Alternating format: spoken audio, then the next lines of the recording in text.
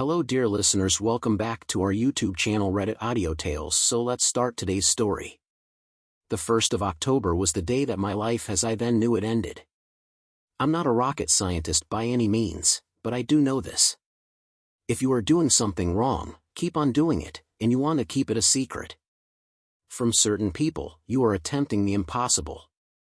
My loving, beautiful, and unfaithful wife has not yet figured that out. It's my misfortune that I have figured it out. My name is Tom Carter, and I'm married to Evie. We've been married almost 15 years and have 2 great children. Catherine, Kate for short, came first at almost 7 pounds, and she was followed 2 years later by Tom Jr., who was a hefty 9 pounds even. We have had a good life together. We married young, but were so much in love. We both swore on dying love, and wanted to grow old together.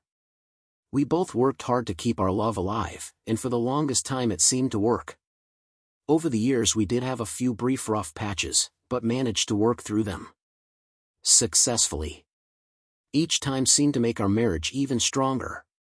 My wife is a beautiful woman. She is not beauty queen attractive. Rather, her beauty seems to come from within. She always seems happy with life, and happy with herself. Everyone thinks that I have a tough job. I'm an upper management supervisor in a company that sells a multitude of products. I love my job, and I really like the people that I work with. I spent years developing my team, and now I mostly just sit back and watch them do all the work. I occasionally come out of my office and walk around the floor just to keep everyone on their toes.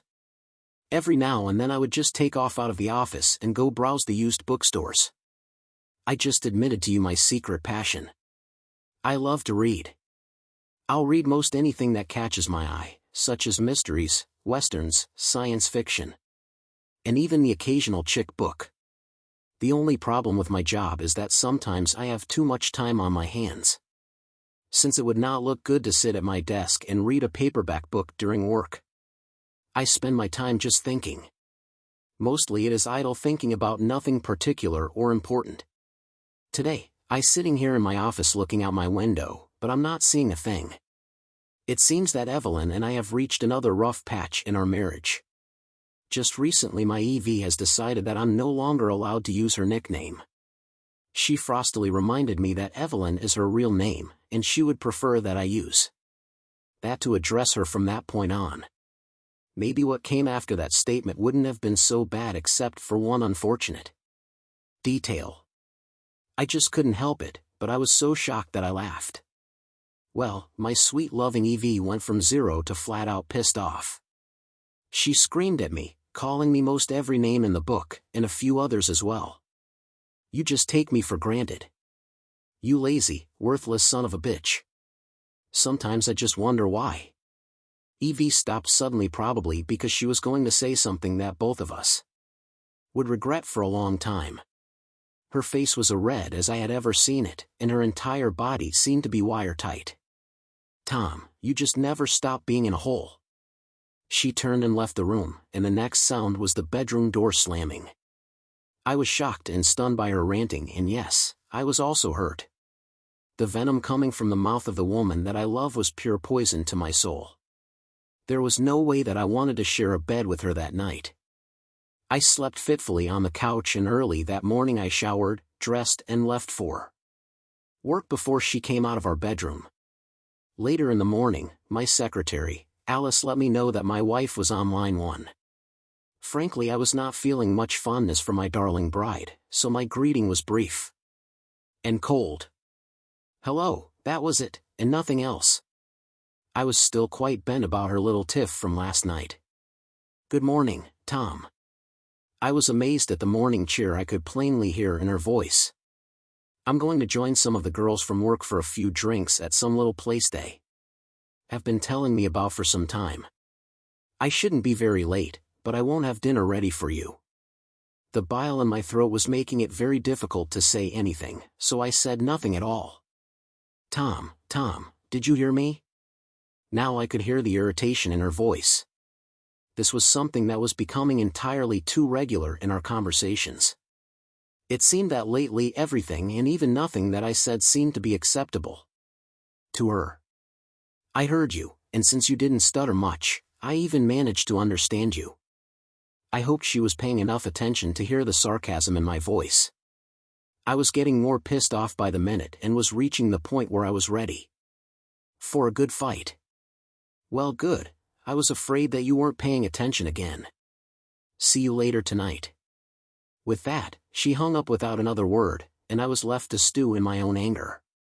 This is when I come up short in any argument or discussion with her. When it's all over and done is the time that I think of what I should have said.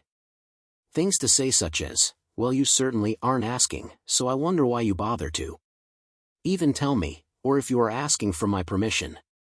Do me a favor and stay out as late as you would like since you have been such lousy company. The fact that I just couldn't seem to win any argument with my wife has always made me angry. The only way I can sometimes get my way is to simply outstubborn her. This only works on those things that are important enough to me where I'm willing to go through the hell she will make me endure until she eventually gives in. A classic example would be the time we went shopping for a recliner for me. I had narrowed my selection down to 2, yet she didn't like either one and kept arguing with me. She was again trying to make me do it her way, and was not even beginning to take my wants into consideration. Finally, I said in frustration, supposedly this chair is for me, and if I can't have what I want, then I don't want anything at all. Without waiting for her, I walked out of the store and was sitting in the car when she finally came out. She was pissed at me for embarrassing her in the store and for not getting her way. I suffered for about 2 weeks of her cold shoulder and waspish behavior. Shortly after that, one of the chairs I had selected appeared as if by magic in the living room. Actually, she got over it just like she did from time to time over the years. Sometimes getting my way was painful, but in my mind it was worth it. Finally, I quit brooding about my wife and got back to work. I was grateful that something came up that actually needed my attention and spent the remainder of the afternoon working on it. I almost forgot about Evie and her attitude towards me. My secretary, Alice, reminded me that I was chief cook and bottle washer tonight, and if my kids wanted something to eat, I would have to leave for home now. I made it home in good time and the kids were glad to see me. They were even happier when I informed them that I was taking them out for dinner. We really had a good time that evening. I decided that even though it was a school night, we would go to one of those movies that also offered dining. We saw a good Disney flick and the kids had pizza. I really love my children. By the time we got home, they were tired and ready to hit the sack. After they were snug in their beds, I kept laughing lightly to myself because I had enjoyed my time with them so much. I realized that my children were the most important thing in my life. I would give my life without hesitation to protect them if necessary. I was pretty tired myself and was just getting ready to head off to bed when Evie came in the door. "I'm home," she's saying. Boy, she's in a really good mood, I thought. Seeing her like that gave me hope for a little nookie. "Did you have a good time?"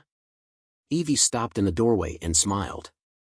"Yes, I really enjoyed getting out. We all had a good time just yakking and stuff." Even without any further comment about her night out, she said, "I'm tired. I need a shower to get the smoke out of my hair and I'm going straight to bed." While I watched her leave, I couldn't help but think that she had not expressed any interest in my or the kids' evening. There was no kiss goodnight and no mention of her love for me. That had been common for years between us, but now was a rare thing indeed. I was trying to remember just when had my wife become so remote and selfish. I spent another couple of hours wrestling with her behavior and how it was affecting our marriage. I didn't sleep well that night, and because of that, I was a little grumpy in the morning. The kids didn't take note of my behavior as they were busy getting breakfast and then out the door for school. I was sitting at the table nursing a second cup of coffee when Evie finally came down. It was obvious that she was still in good humor this morning. She hummed and sang as she prepared her breakfast.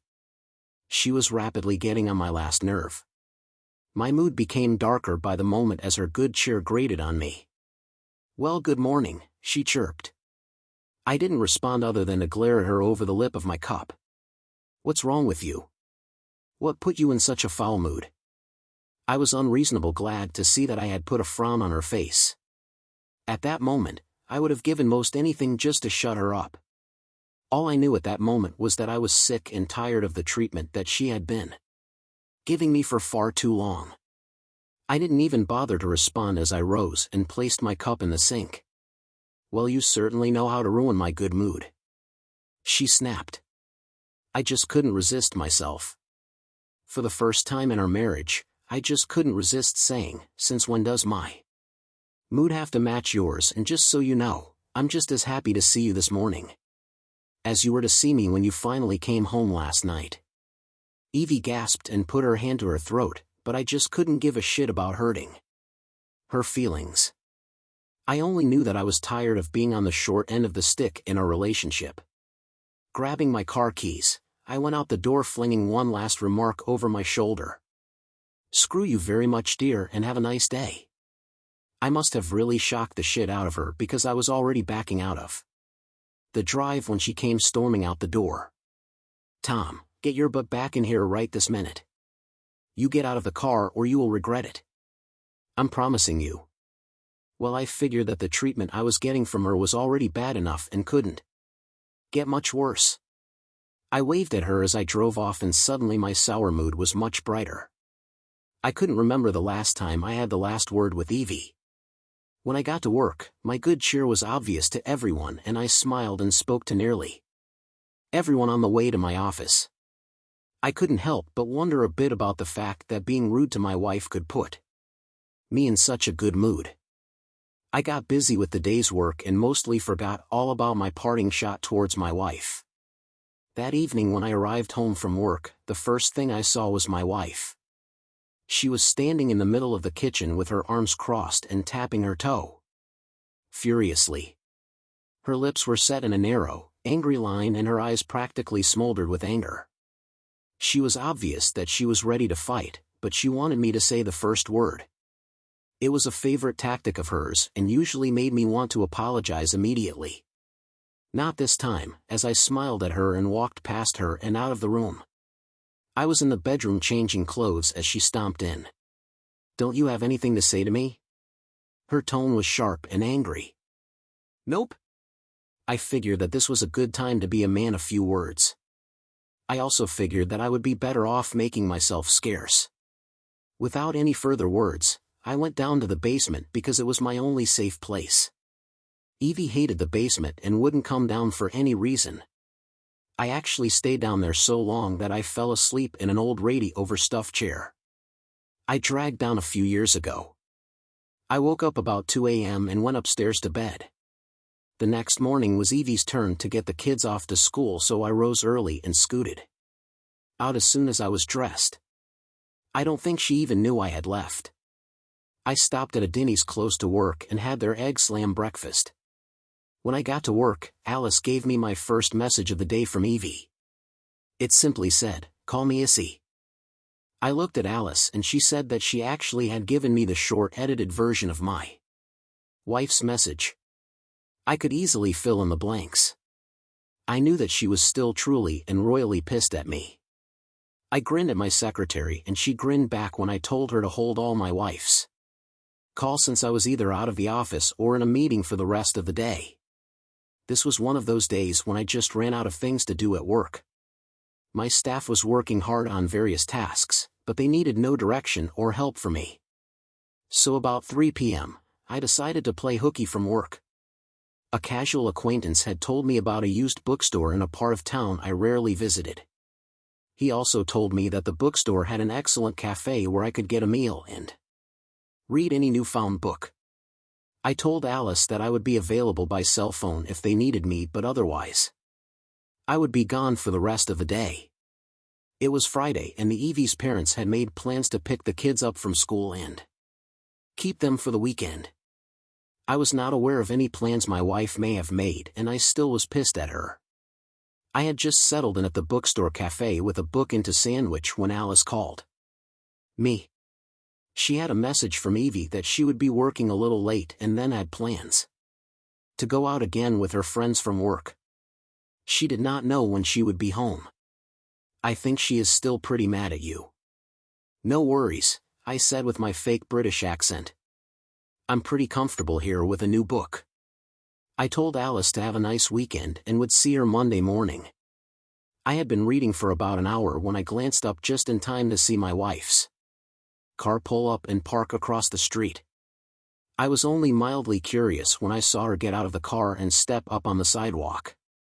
Only a moment later another car parked beside hers and a young man, maybe about 30 or so, got out of the car and stepping up to my wife gave her a very affectionate hug and an even more loving kiss.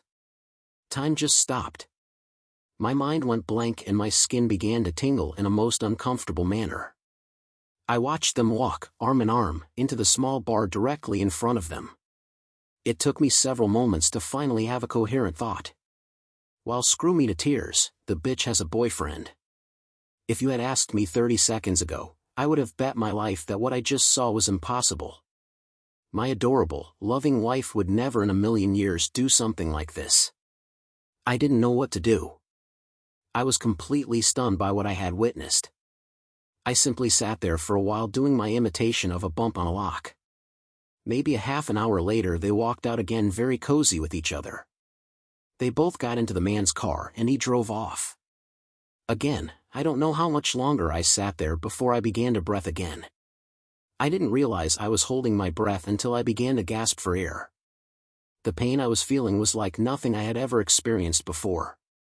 I had just watched my marriage die and there wasn't anything I could do to save it. Finally, leaving my book, I walked out of the bookstore. My mind was numb but my heart was broken. I have loved my wife almost from the day we met. I could only think about how bad my life would be living without her. There was no one on the street with me. I looked around and saw no one. I casually strolled over to my wife's car and pulling out my small but very sharp pocket knife, proceeded to cut the valve stem on all 4 tires. Then I went back to my car and drove off. I had spent most of my adult life very involved with my wife and children. I really had no close friend that I felt comfortable telling what I had just seen. I really had no place to go, so I simply went home. When I got there, I went straight to the basement and sat in my ratty old chair. I had been sitting there for hours, thinking of the pile of shit I used to call a happy marriage. I made and discarded plans and in the end could not decide what to do at this point. It was there that Evie found me when she finally came home about 10 p.m. I was surprised to look up and see her standing at the top of the stairs looking down at me. I could not remember the last time she had come even that far into the basement. I kept it clean, but at the same time it was very cluttered.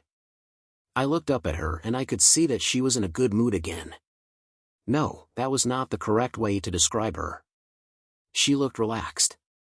She had that loose way of standing and her posture was very relaxed. "Hi honey, did you get my message at work? I tried to get a hold of you a few times today but you were either out or in a meeting." Good old Alice. I thought I was glad to see that she had been successful in keeping my wife from talking to me. At least something went right today. It was odd how much satisfaction I got from that even though my life was in a shithole. I didn't bother to answer her. There wasn't anything I could think of to say other than screw off and die you cheating woman, and I wasn't ready for then just yet. Evie stood there looking at me with an odd look on her face. I wasn't surprised that there was no mention of the vandalism to her car. She couldn't tell me about it without letting me know where and when it happened. I decided then that the only way to keep from screaming at her with all the anger and hurt I was feeling was to ignore her. Otherwise I would simply not be able to control myself. I pointedly looked away from her and stared without seeing into a far corner of the basement. "I don't know what happened to put a bug up your ass," Evie grated. "But I'm tired and I don't feel like putting up with your shit. I'm going to bed and you can come or not because I don't really care right now." There was no way that I could even consider sleeping in the same bed with her. The sense of revulsion was simply gone great. The pain just kept increasing and it made thinking coherently almost impossible. I just sat there in that ratty old chair for the remainder of the night. I could not think but could only feel. Hours later, I heard her moving around our bedroom. I heard the shower come on and then minutes later stop. About a half hour later I heard her come into the kitchen and moments after that. I could smell coffee and bacon. For the second time in recent history, Evie came into the basement, again stopping at the top of the stairs. I looked up at her without saying anything. I just stared as I tried desperately to keep my emotions from showing on my face. "Do you want any breakfast?" I knew I couldn't eat and I didn't want to leave what had become my sanctuary. "No, I'm not hungry." She turned without another word and left the basement, returning to the kitchen. She must have turned everything off because only moments later, I heard her car start up and pull out of the drive. I just couldn't get the least bit interested in leaving my chair. I was not hungry nor was I thirsty. Several times throughout the day I heard the phone ringing and then my cell ringing. I just couldn't work up the required energy to answer either. I think I might have dozed a few times. I had no idea of time passing, so I was surprised to hear the children coming into the house. They were as usual, talking up a storm about their day. I assumed they were talking to their mother. I heard the door to the basement open and again Evie was standing there hip shot and looking at me with concern. "Tom, are you okay? Are you sick or something?" The concern in her voice was so sincere that I couldn't stand it. I leaned over the side of my chair and weakly threw up. There was nothing in my stomach, so it was just a very clear ball that came up. Although Evie was becoming more and more worried about me, she still made no move to come down the stairs. She began to babble and make noises about calling 911 or worse, my mother. Suddenly the strength came back to my legs and I stood up and began to climb the stairs. I still had not spoken a word to Evie. As I came into the kitchen, my appearance must have shocked my children. Even though they were frightened, they came to me quickly and each gave me hug after hug, while trying to reassure themselves that I was really okay.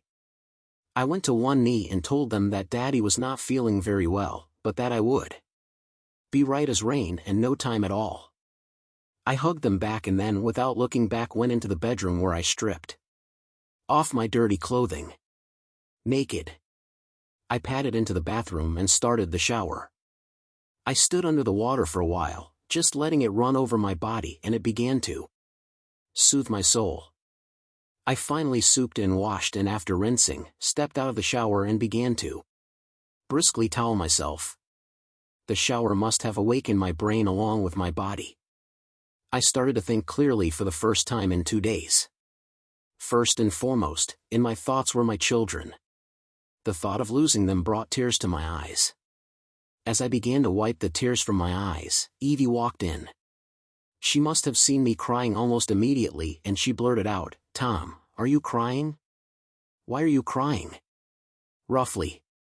I replied that I was not crying but had only gotten some soap in my eyes during my shower.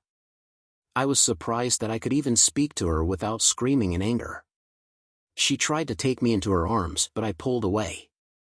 I quickly dressed and went to the living room where I spent the remainder of the evening playing with Kate and Tom Jr. I ignored Evie and refused to acknowledge anything that she said to me. A few times I did look at her and the concern and fear on her face made me feel better. I was glad to see that I could at least get that much emotion from her. Evie's story. Guilt. I just can't seem to shake this awful guilt. My name is Evelyn and I'm married to a wonderful man called Tom. We have 2 wonderful children and up until some months ago I thought we had the most wonderful marriage. I'm not sure when it started but I began to realize that I was restless and feeling dissatisfied with my life. I began to let my feeling affect my relationship with Tom. It didn't seem to affect how I loved him but how I like him. I know that doesn't seem to make sense, but it's the best way I have to describe what I was going through. How I treated my children never changed. I adored them and always enjoyed any time that I could spend with them. They are growing up so fast and have just recently become more involved with their friends in school. Looking back, of course, I can see how I began to change the way I treated my husband. I began to snap at him for small things. Things that had never bothered me before became irritating. It seemed that he was going out of his way to make me angry. I know in retrospect that he did no such thing. It was entirely me, and I could not seem to control my impatience in dealing with him. I began to avoid him. I would stay longer at work even though it was not really necessary, and I began to stop with friends from work at a small local club to have a few drinks and enjoy the music. I even began to dance with some of the guys at the club. I have to admit that while I enjoyed the attention I was receiving from these men, but I didn't let things get out of hand. There was no kissing, holding hands, fondling, or other inappropriate behavior. I was married and had no intention of looking elsewhere for love. Tom tried to talk to me on several occasions about the fact that we seemed to be drawing apart. He said that the connection he had always felt with me was beginning to fade. I told him that he was wrong and he was letting his overactive imagination get the best of him. Finally, the last time he brought up his concern, I lost it and really blasted him. I told him angrily that if he kept on about it, that he could make it real simply by not leaving it alone. The discouraged look on his face made me even angrier, and I refused to talk with him for the remainder of the evening. When we went to bed, I even slept with my back to him. For the next several days, I could hardly bring myself to be in the same room with Tom except when the children were present. I tried hard to keep things as normal as possible for them, but when it was just Tom and me, I made no effort and gave him a cold shoulder. Things just kept getting worse, and then the day came that I became angry with him because he called me by my pet name. I blew up and told him that from now on my name was Evelyn and I would no longer respond to Evie. I became so angry and my frustration level had reached new highs that I almost told him that I wondered what I had ever seen in him. Fortunately, I knew instinctively that I could never take anything so hurtful back, and I managed to bite off the words before uttering them. I guess that I had finally pushed Tom too far and he began to finally fight back. Dear listeners, this is first part of story named Husband Found a Message labeled My Love on her phone, deciding to confront and punish them both. I will upload second part of this story later on this story. I will meet you in next one story.